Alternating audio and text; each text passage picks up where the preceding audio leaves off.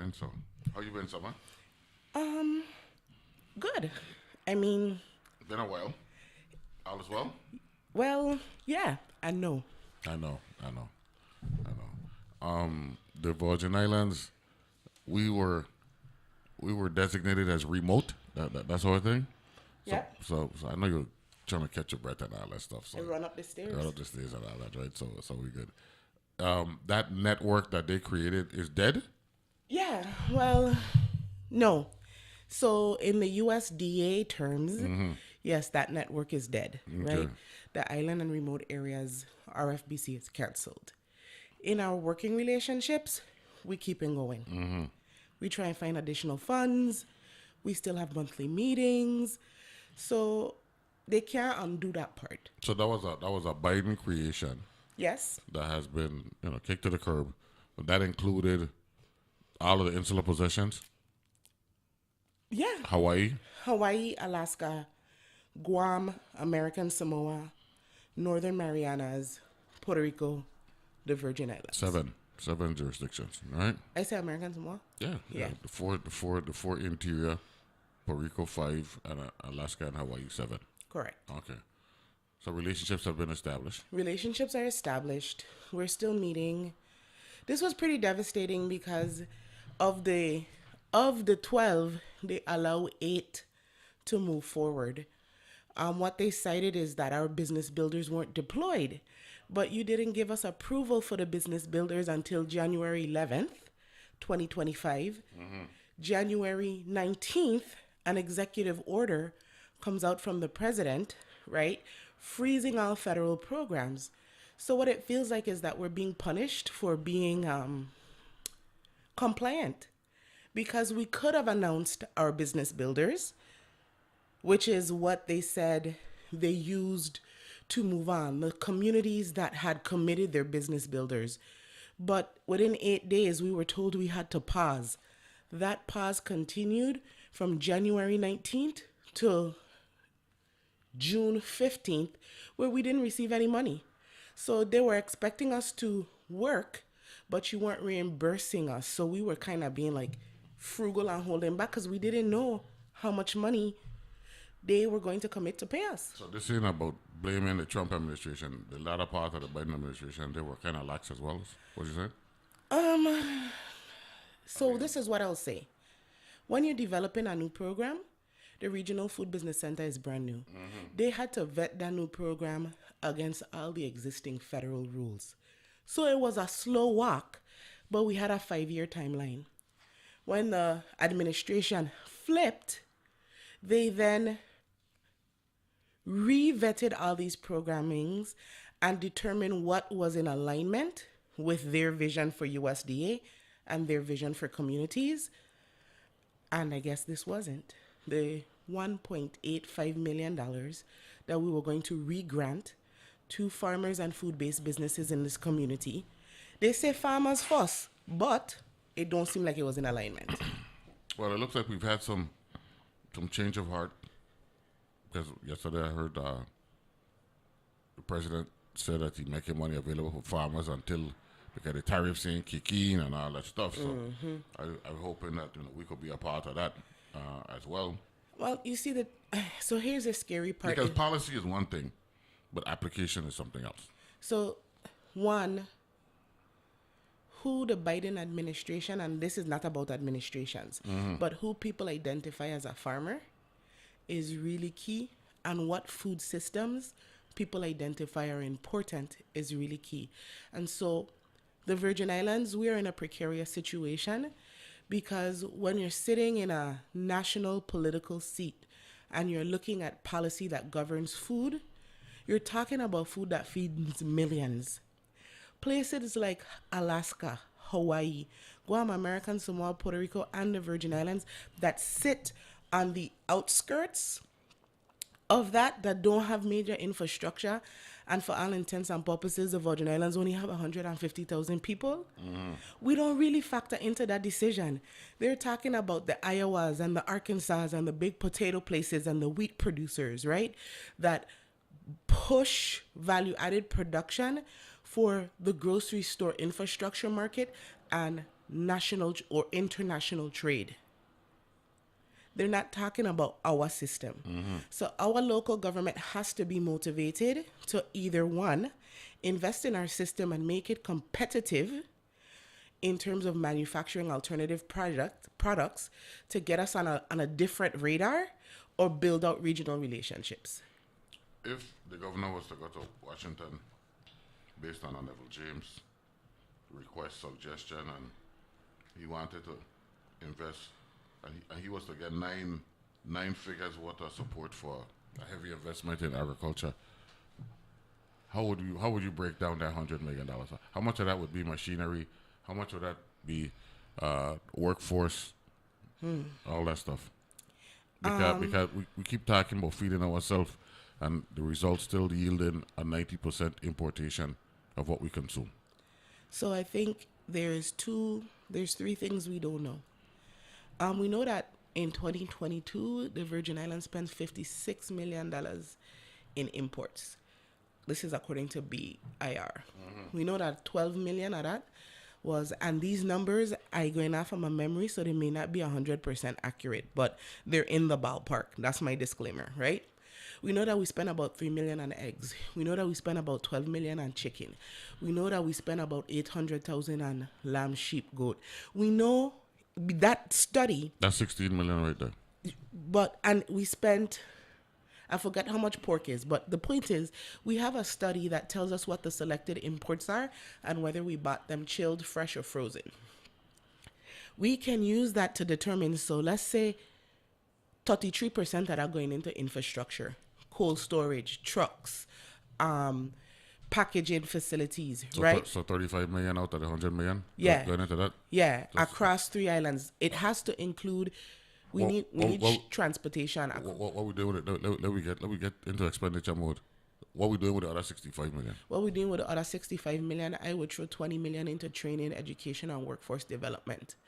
And then, even with all the skills our farmers got right now, yeah, we have skilled farmers, but they're 65. are we going to be using these farmers to be the training the younger? I think the workforce development program has to involve peer mentorship, but we need to also invest in, so you just investing in people to grow food, you understanding in people who understand manufacturing and shipping, logistics. I had not here in the studio earlier this year. You know that? No. Yeah, man. You just sell that by Pueblo. Nathaniel Williams. Okay. He said, right there, and he was telling me, 'cause he just got into the industry. Even though he's been doing it, he hadn't been in a growing out of life. He made a real commitment and all that stuff. So out of that 65, another 20 million, so we're down to 45. What are we doing with 45? Infrastructure? No, the first thing was infrastructure. The 35 million was infrastructure. And then the next The 20 is the workforce. force development. So so how are we breaking down the other 45? Capital investment of small business and farmers. So these people have to be able to scale the business. They have to be able to scale it. We'll be back right after this.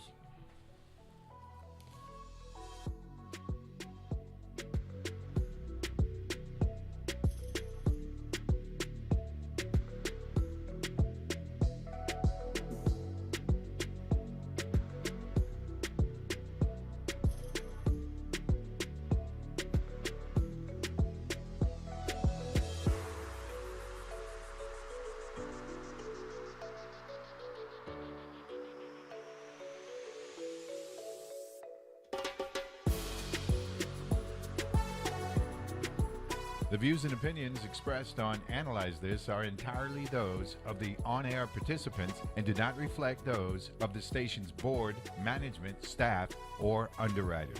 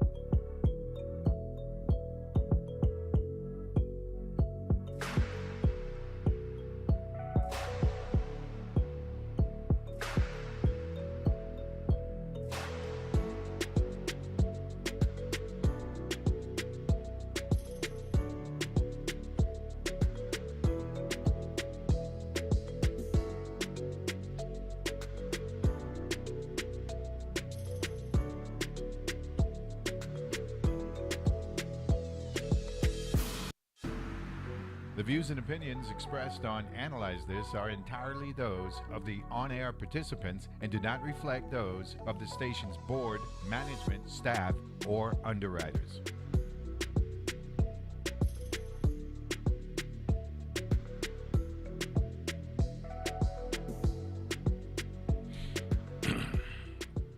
And we're back here, Analyze This. We got Sommer Sibilly-Brown here in the studio. Good morning. Glad to have you here. Good morning. Good to see you. Been a while. So, the 45 million or says what? Capital investment, Capital investment. re-granting small business loans, opportunities for food-based businesses and small farmers to scale their business by buying. So there's two. The first is community or government infrastructure, right? The second piece is that small business infrastructure that need capital infusement. It's also grant monies for organizations like Virgin Islands Good Food, Island Food Security, We Grow Food, Virgin Islands Farmers Alliance. There's about 5 of us, sister organizations doing work in food security. We could leverage that money against larger federal grants as well. So there's a pocket of that money that is grant funding and funding the local food and farm council. What about We Grow Food, man? How they doing? I mentioned them this week. I was talking to the RT Park and Derek Hodge and all that group there. That name easy to remember because we had a lieutenant governor. Named Derek Hodge, yes. How are you doing? Everybody doing good. We just met with them on Sunday. We were doing we have a new land access program called Gaining New Ground.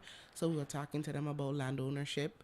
We're working and supporting them in getting, I believe, 7 other members to Ghana in October to attend the National Black Sustainability Summit, where people are going to hear the story of the Virgin Islands and We Grow Food. Even within our shortage of funds, we feel it's super important to honor our elders. So we took on registration and plane tickets and gained 8 people because a representative from VI Good Food is going to Ghana. Which family in St. Thomas got connections with people in Ghana?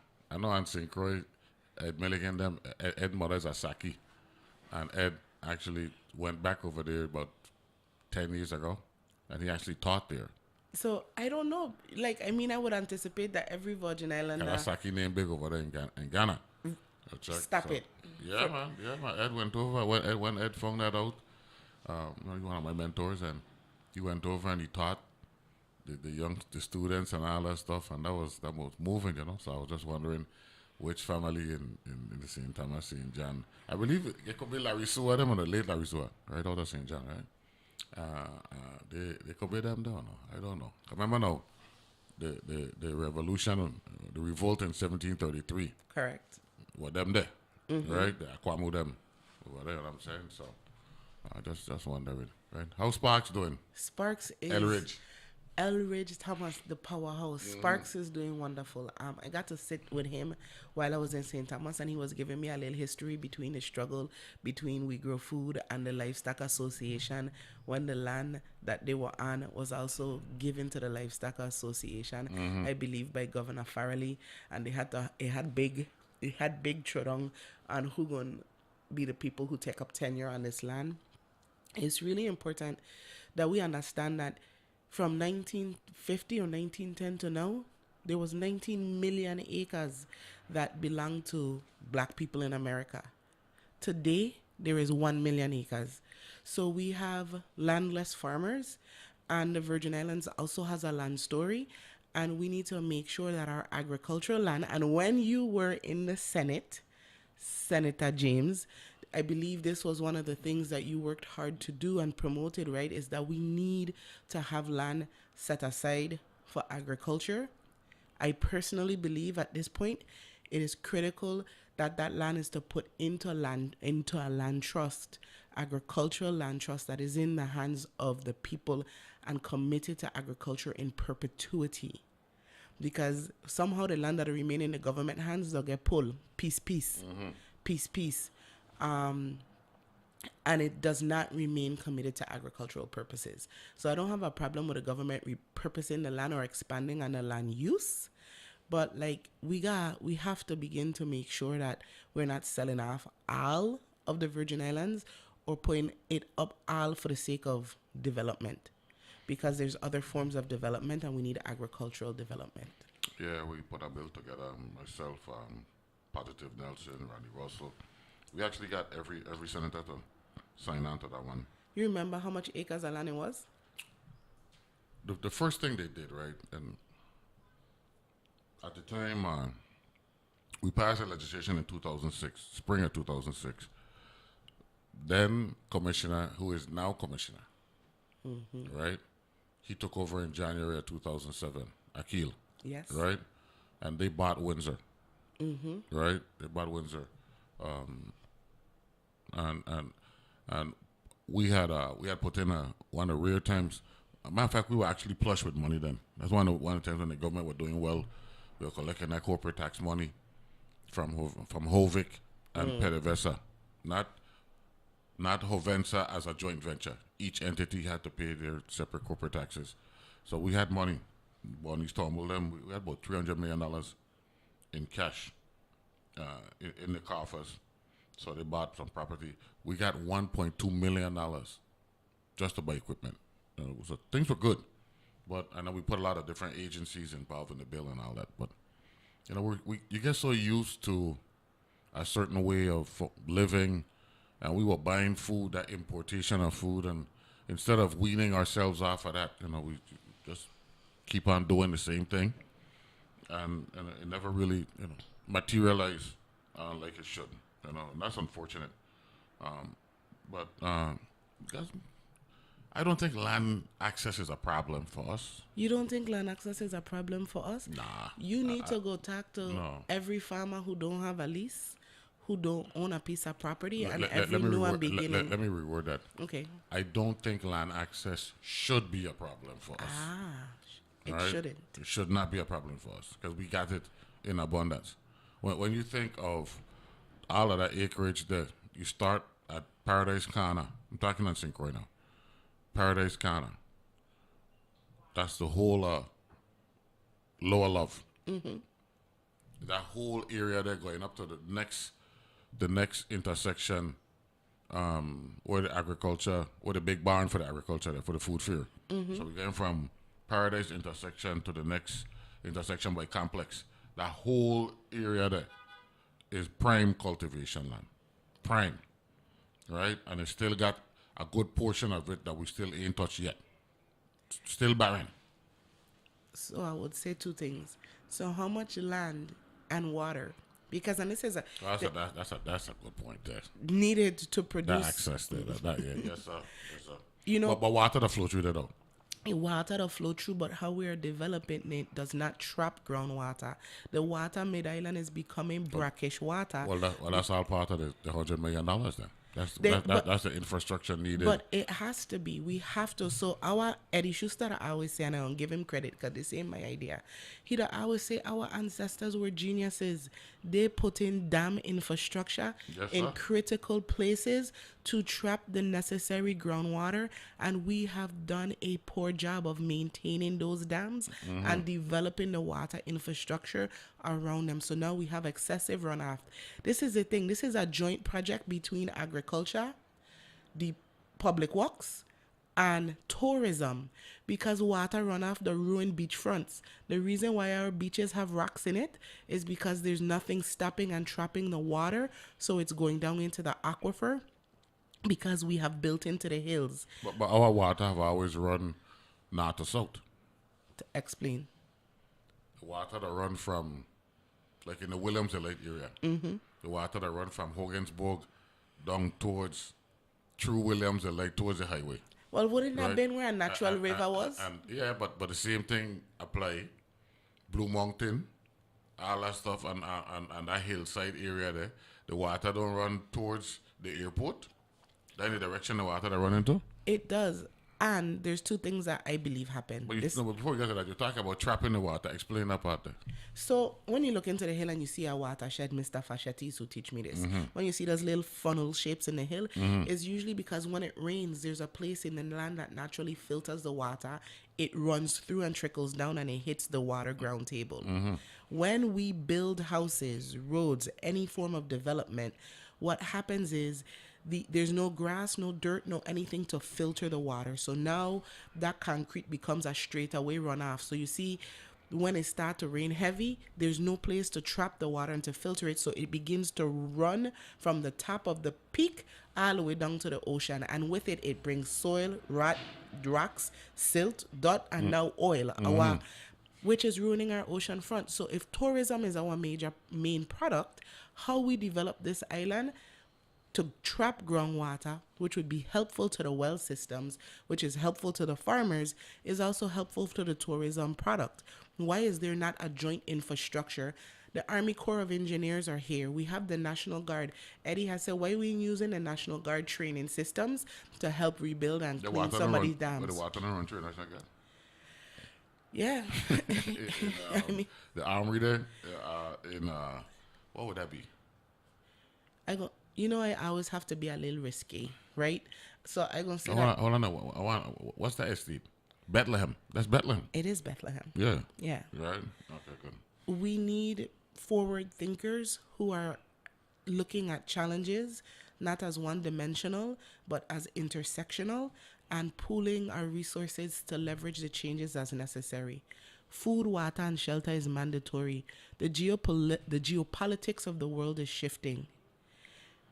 We are dependent on food coming in on a ships that may be, and this is not about alarmists, but ships that could very well not come anymore because not just of tariffs, but potential war, right? Like, things are changing, and if we don't see this as an opportunity to, one, secure ourselves, and two, leverage Caribbean relationships, why did we elect the people we elected? No, but check this out, though. Because of how good we have been, remember we were labeled an effective poorhouse. That's what Herbert Hoover labeled us when he came here, and he saw how we were making do with next to nothing. Right? If them ship don't come, you really believe that we ain't gonna find a way to feed ourselves somehow, knowing how resilient we are as a people? Maybe we need to ship them not to come. Maybe. To accelerate and fast track what we need to do as it relates to feeding ourselves. I agree that they ain't come, we're gonna figure it out. But why should we I put agree. ourselves? No, I agree with that part. I agree. Why subject ourselves to it to that negative potential when we could knock it out we now? are some of the most brilliant people in the world. Virgin Islanders and Caribbean people, we smart. So that's the base level. We are smart. So if we have future thinking, and we have analysts like you, and we have activists like me, and we have productive people in government and citizens who have needs, why are we waiting for it to be a problem to solve it when it has already been a problem, but we could see the writing on the wall? I agree. Like, I agree. No, well, hold on, man. I want to go. The audience don't chime in already. I asked a question about the Saint-Omian connection to Ghana. And my good friend who I met last year, I think I met him, Kenneth Chalterbrand, said, Romeo Malone's son and grandson have ties to Ghana. They spend time over there and even speak the language. So look at the Malone family. Okay. Right? So we got the Sakidam and St. Croix. We got the Malone family over there in St. Thomas. That's number one. And then I looked up Larry Sua. Because he passed away. I know he passed away here. And I know I think he was a part of the Constitutional Convention. Right? Okay, yeah. He had, but he was looks like he was a educator par excellence. And he created the piece to honor and celebrate the request of students at the E. Benjamin Oliver School in St. Thomas. Now, almost 40 years later, he wrote a poem, I am a Virgin Islands child, and the poem is still empowering Virgin Islands youth and creating a spark in the minds of our children.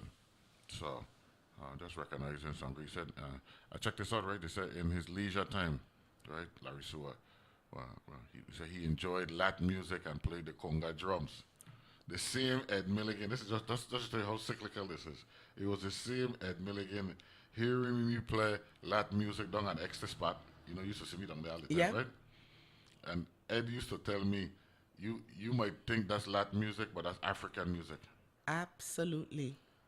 and look at it here in an article. This is wild, but it's beautiful. It's a beautiful wild. You know what I'm saying? So, you know, I didn't get Larry on. You know, he used to see me and all. One time he sent me a text and told me that I got a brother in Africa.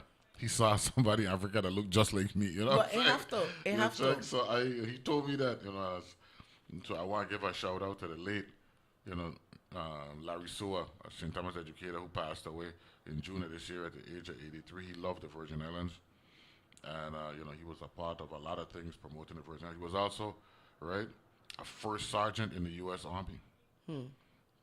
So I'm wondering if he's a beneficiary of the GI Bill that we were talking about 3 weeks ago, where your friend Marcelina Ventura Douglas had to text me to let me know if she's a beneficiary of that, you know, to her parents. By the way, we had the RT Park on Wednesday. Explain organic farming for those who may have heard me speaking about it superficially. That's how they seem to win on a farm over there in Bordeaux.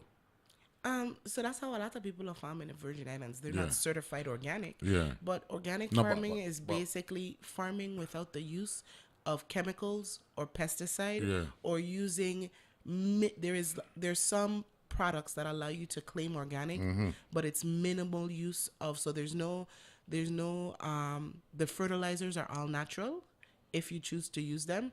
So you're using just natural practices, no chemicals, no pesticides. Okay, well, okay. I also include in that organic thing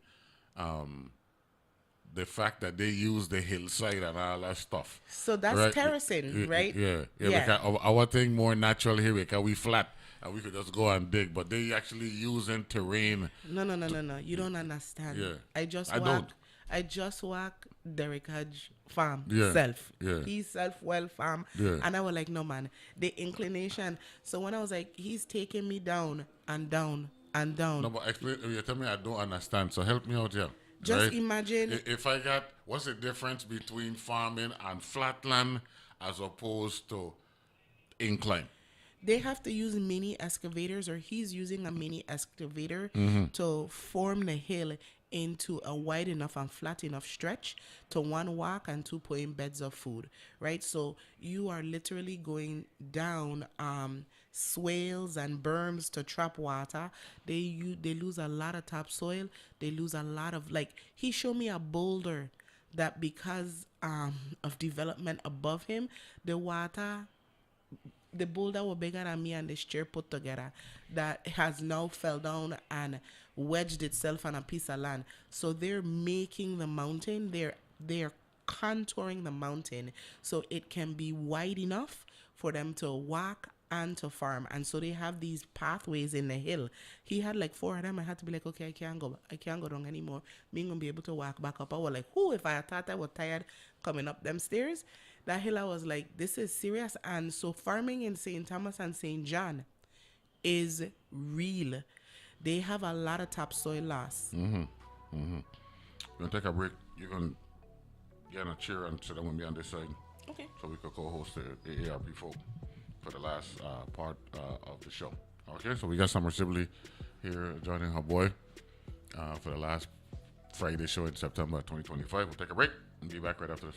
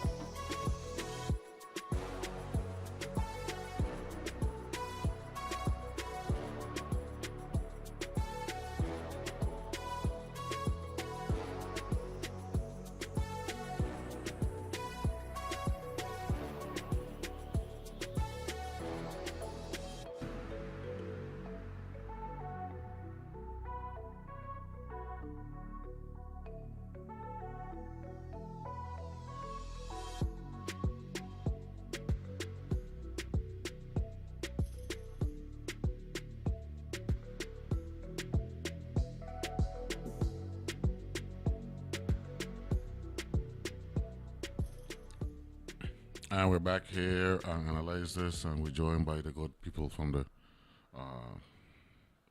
American Association of Retired People. That's it? Yeah, we just say AARP these days, though. We just say AARP. AARP, the cottage shot. We got Troy Schuster, Dishabir, or Dishabir Schuster? Which one is it? Deshabir Schuster. Dishabir Schuster. Good morning, Troy. How are you? Very well, Neville. Thanks so much for having us on here Becca today. Houston, how are you? I'm wonderful. Thank you so much for having us on air again. I told you, we set that up, right? Well, the last time you were here, you guys set up the date, right? When you left, I told you to Yes. tell Marisol, right? Exactly. The last Friday in September. So one thing about y'all listen. That's good. Becca, your people that were here a couple of weeks ago. Which people were here? Where you were before AARP snatched you up. Animal Welfare Center. Yeah. Oh, wonderful. And that was nice. I told them that you were on, and they smiled. Say they missed you. Oh, they do such good, important work over Yeah, because there. we were talking about the event that they have every February or every October, something like that. There's a big event that you would hold at one of the hotels. Furball? The money raising. the the furball thing. Furball. Yeah. So we were talking about that. We had it in the. I want to say we had it in the spring. This Spring, past yeah. year. They're doing it in the fall this No. year. No. We were just talking about that. They have an event coming up in October, I think it is. Oh, wonderful. Or it might have been this month. I'm not sure. But the event that I remember that you promoted here was the spring event. It's some March or whatever it is, or April. Yeah, that with the furball was wonderful. But we have some really incredible events coming up with AARP. Well, that's why you're here. I you know. What I'm saying? So know. I'm gonna just yield to y'all, and Summer's gonna co-host with me for the last bit. So Great. Good And morning, Sommer, Sommer. so good to see you. Same. I'm just gonna wave. That's my job today. I'm just wave. You're a waver. I happen to be on this side of it. I just want to say we're back, and that's it. I promise. We're back. Good to see you as always. So how's the AARP, Troy? Doing really well, really well, thankfully, and lots of advocacy we're doing, and outreach and education. The work never ends, especially as we have an aging population, not just here in the Virgin Islands, but all over the world. People are living a lot longer, so that certainly keeps AARP busy. And so we have some things coming up. We've been hosting an Elder Justice Summit. We have been doing it in 3 parts. The first part was for community stakeholders, especially law enforcement and people working with people who are potentially abused financially or physically or otherwise. And then the second one of the series was about banking and financial institutions.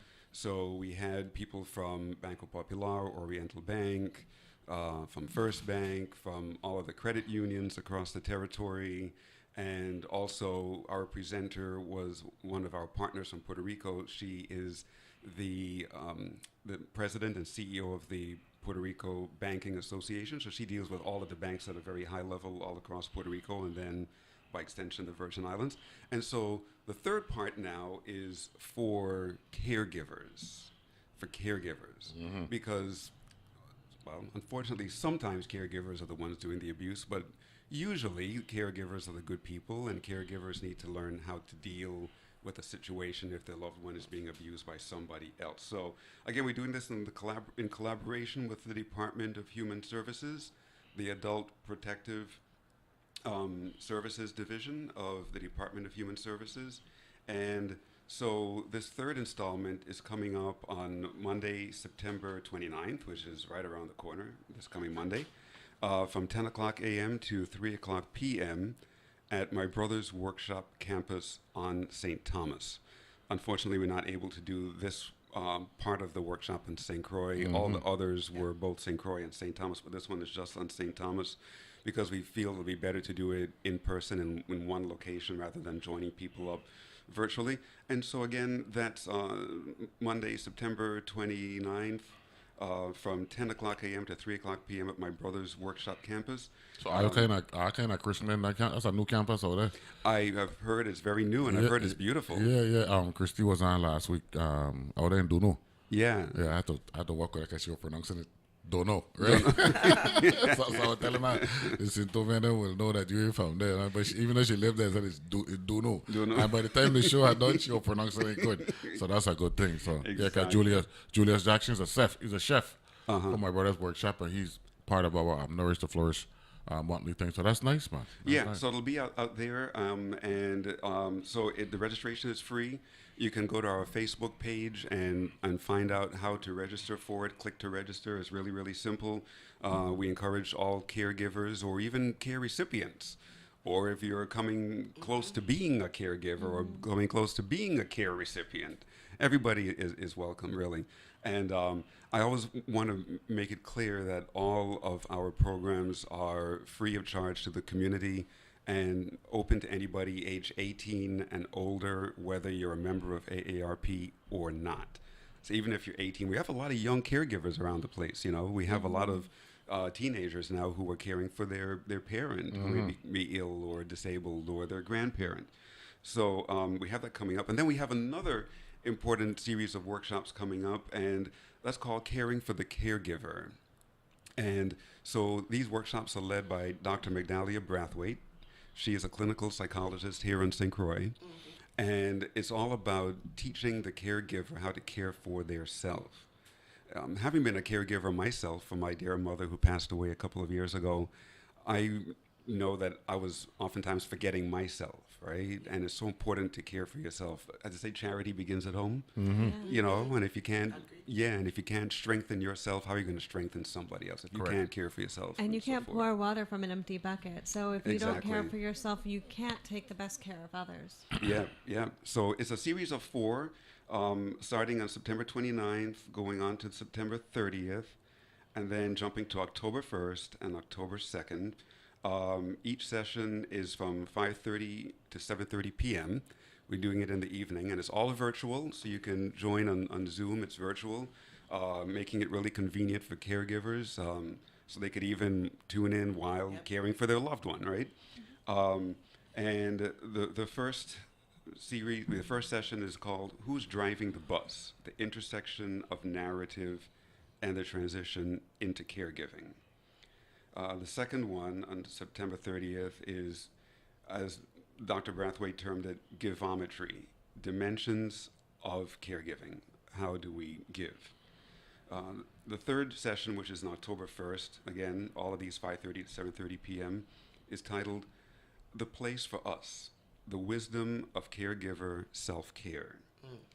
And then day 4, which is October 2nd, again, 5:30 to 7:30 p.m., is What's Your Who?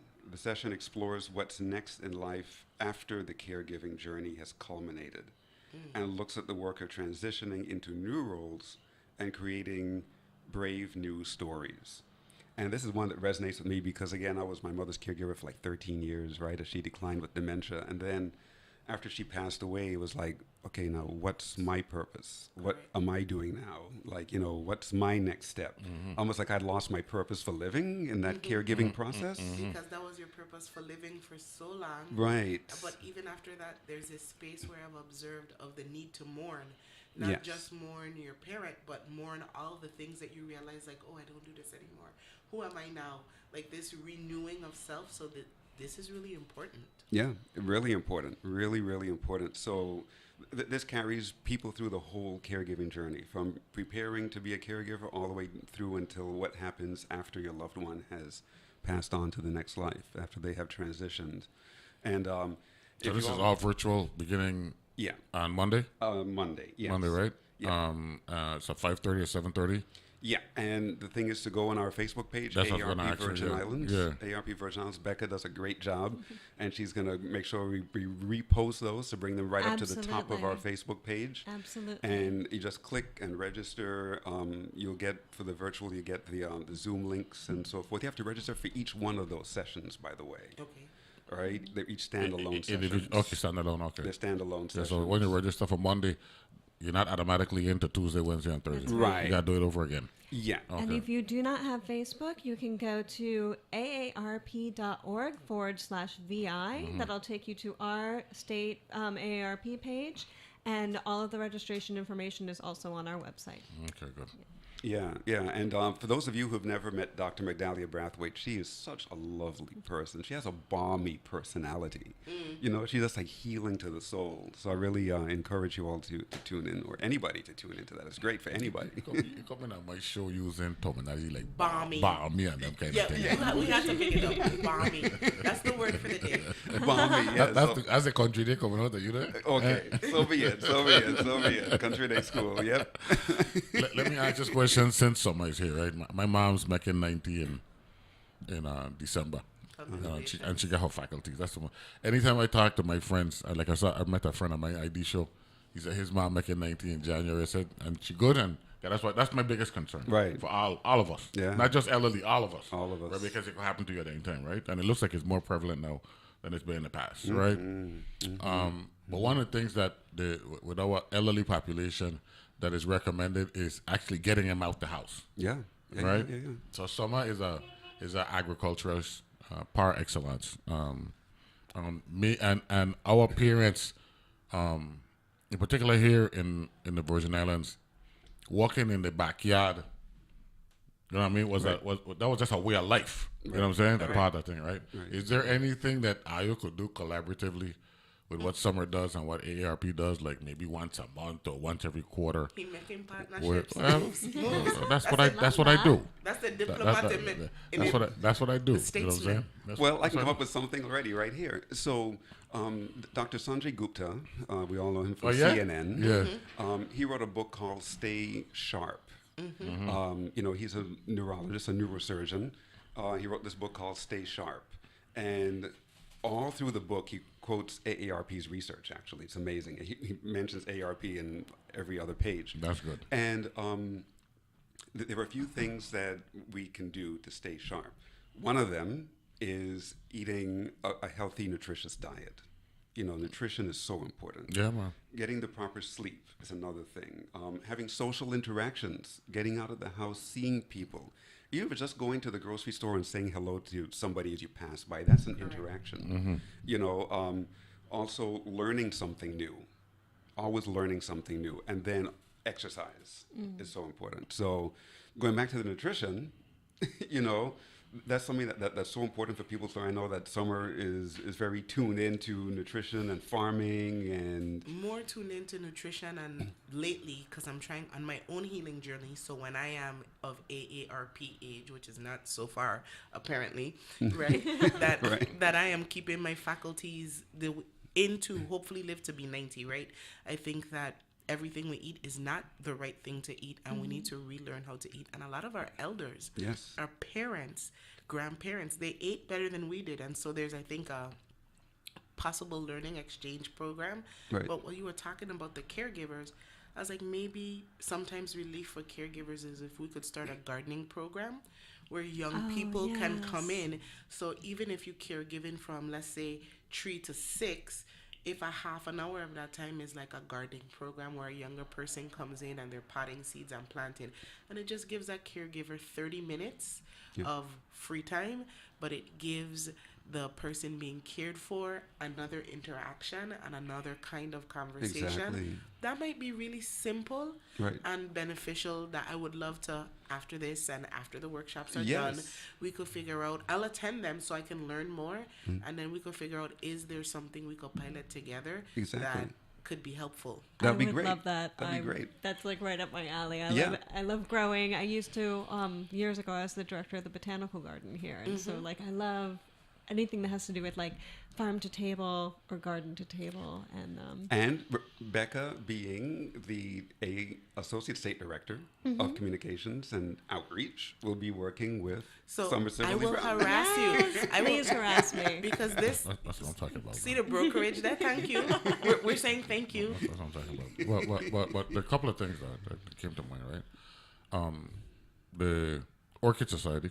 Yes. You work with them, right? You worked with them at the St. George Botanical Garden, right? They did a thing like a week or two after the fair. They would do their annual thing, right? They do, and they actually are having a ribbon cutting at the Botanical Garden on October 15th because AARP gave them an amazing grant, and they finished their orchid house, correct? Yeah. So that's what I'm talking about. Yeah, So Miss Finch right? Magda Finn. Yes. Right? She Yes. sat here, Yes. and she actually said that. Remember, we went through a pandemic. People were going through some forms of depression and probably didn't even know. And she literally said that working with the orchids actually got her back into normalcy. Right. Right? Yes. So that's the one thing there, right? The second thing, right, in terms of getting our elders out there, right, is that you can't really be isolating them because they get loneliness can happen in different ways Yep. for different people. Yep. Yep. You know what I'm saying? So that's the reason why Yep. I would do that. Oh, here's what I was losing my memory there. The GERS, remember every quarter they give away provision, Rajas and that group down there by Right. by the complex. Yeah. And that's a big thing, man. That's a next thing too. So maybe if we, and I see how that works. You know, There's that's what I want. several food distributions that are supported. AARP does support one too, right? Go into No? the microphone there, yeah. We haven't done that in a while. Yeah, because I remember that though. I Yeah. remember that there were food distributions. So there are people working to do it. And as you said, loneliness, my grandmother is 84, 85 maybe. And she'll leave her house every day just to go sit down in the Vitran office in St. Thomas. And they're so well, I mean, she catches the Vitran, she might do one or two things, but she sits there and they talk to her and they keep her company and she has relationships. So That's what we're talking about. that connection piece, Yeah, that's marvelous. It Yeah. is. That's Troy, you making runs today? You gonna hit another radio station a little bit? Yeah, I have another engagement coming An up. engagement? Yeah, coming up at 10 o'clock. So I was thinking, right? When were you guys on it? In August or September? I mean, not September. I wanna August say or July? It was July or August. I want to say it was July. Yeah. Right. And so I was saying, people might be wondering, well, why is AARP back? And I was doing the math. Every month we have 80 hours of content. So if you come back every 2 months, that's 160 hours. I mean, you know what I'm saying? Yep. So I ain't steal. So Exactly. we need you to come. That's why you making the regular appearances, and that's Yeah, why. yeah. Absolutely. So I want the public to know. So, what's this? September. So I'll see you in November or December, somewhere around there. November. That'd be November, right? perfect. Yeah, November. November. It's every 2 months, right? Yeah. And yeah, go ahead. I was gonna say before you shoo us out of here, before Troy has to vanish into his next meeting, we did want to have a call to action. This is in the caregiving vein. In October, there is going to be a hearing before the legislature for Bill 36-0099. Okay. Is that's the correct number? Right? Okay, now which one are you talking about? No, The I don't want to talk caregiving about leave? I want to talk about You caregiving. going into Christian State or you going from Christian State. Well, you got time then. Yeah. Let me take a break real quick. All right, take a break real quick. It's that time. We could go over the legislation real quick, Okay. and then I'll let you go. Okay. At 9:45. Okay. And I get you in time. I get you in tongue. Perfect. In plenty of time. Be back right after this.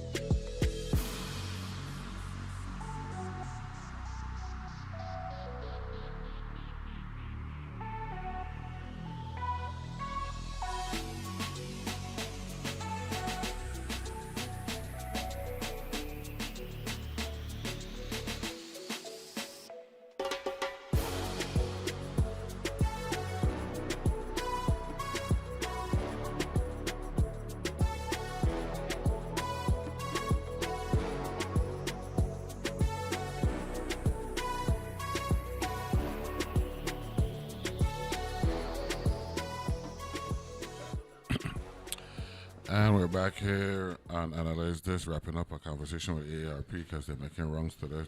So, we got Troy Deshavier Schuster in the house. We got Becca Houston and co-hosted me the last part. Sommer Sibilly-Brown. 36-009. So you No. 36-0086. You got it mixed up with another bill. No. sorry. I was just going to say. Oh. 36-0099. You testified on that. Okay, yeah. September 19th. Correct. Right? Correct. That was in front of Correct. Senator Bolke's committee. Correct. That was a good. huge win. Yes. Yeah, so I saw your name here. You're Yeah. rubbing shoulders with the Commissioner Human Services, Gordon Ray, Attorney General. All I want to see him Yeah. testify in black. Yeah. Okay, that's good. That's good. So now 36-0086, is it? Yeah. So that's coming up. It's going to be in the Committee on Health, Hospitals, and Human Services, and that's scheduled for Tuesday, October 28th at 10 o'clock in the morning. That's Senator Fonseca. Yeah, Fonseca's committee. This bill, 36-0086, is sponsored by Novelle Francis. Okay. And what it does is it creates caregiving leave hours for government employees. So AARP, we learned from AARP. AARP gives every employee caregiving leave hours, which are different from vacation, different from sick, but it's caregiving leave hours. Okay. They give us quite a few hours each year, thankfully, that we can draw from. And so we were successful in at least getting 4 administrative leave hours per month for caregiving leave. Okay. But now you have to prove that you're doing caregiving leave, Yeah, right? You have to no, bring no. certification. You can't Correct. just, It should be that way. So this will be a step in the right direction towards supporting caregivers here in the Virgin Islands so that if they're government employee, they can get up to 4 hours administrative leave per month to do caregiving. So we thank Senator Novelle Francis, for sponsoring that bill. And since the bill is going to be coming up and Troy will be testifying, we're taking this time for a call to action to the territory that if you want to contact our senators, contact the governor, contact all of our representatives and tell them that you want them to vote yes on this bill. We want to support caregiving leave in the Virgin Islands. That's what we're talking about. By the way, let the record reflect that the elderly abuse legislation was sponsored by the host that analyzed this. Yes. Yes. And we passed that in 2007. Yes, you were the first one. You were the trailblazer. That's right. You were the Richard first Nix one. and Jenny Yes. Perez Santos who Yes. doing a lot of work with that bill. So I want to thank you very much for keeping that alive. Yes. Okay, Yeah. so we got that. Let Troy, the I always record got. reflect. Yeah. Troy, always good to see you. Same here. You Same know here. your uncle and my father. We're very good friends. You know what I'm saying? And your father delivered me. You know what I'm saying? Really? Yeah, man, yeah. And your cousin was my first friend in life. Right. Late Kevin Highfield. Right. You know, what I'm talking about right now, I've seen Dunstance. You know what I'm saying? So, Yeah, And yeah. I think we got, that's a year anniversary coming up, right? This year or something? Just past the Just year. past, the yeah. year, So that one there always rough. Becca, always good to see you. Always wonderful to see you, and I'll Summer, see you- lovely I'll to see meet you in November. Absolutely. Yeah. We will schedule Right before it on our Thanksgiving. way out. Oh. Right before Thanksgiving. Yeah. Okay? Just before Well, you'll give Thanksgiving. us a reason to Before feel Thanksgiving. thankful. So, yeah, we're good. All right. All Have right. fun. Thanks so enjoy much. enjoy the weekend and keep on keeping on. You Keep on doing the good work on behalf of the American Association of Retired People in the Virgin In the Islands. Virgin Islands. AARPVI. That's Yeah, what I talk and I about. keep reminding people to look at our Facebook page, AARP Virgin Islands. Everything is there. You can register for all of our events there, AARP Virgin Islands, or aarp.org/VI. Good thing. Thank you very much, Troy. Thank you, Becca. Thank you. Thank you. Appreciate it. Good.